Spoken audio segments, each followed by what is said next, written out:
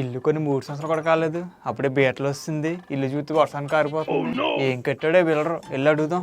Sir cement అయిపోయి పని ఆగిపోయింది సార్, ఒక లోడ్ తెప్పించండి. ఇసుకుందా, అందులో సిమెంట్ రంగు కలిపి కొట్టే. ఇల్లు కూలిపోదు కదా సార్. ఇంతవరకు 100 కట్టాం, ఏమైనా కూలేయా? కట్టే పర్లే. అలాగే సార్.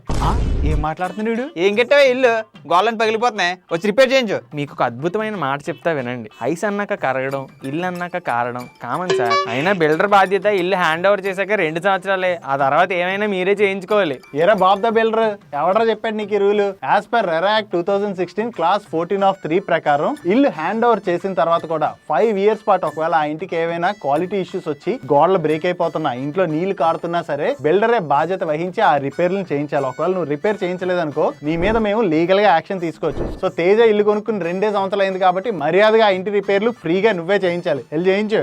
ఇలా అయితే మేము ఇల్లులు కాదు కిల్లీలు అమ్ముకోవాలి.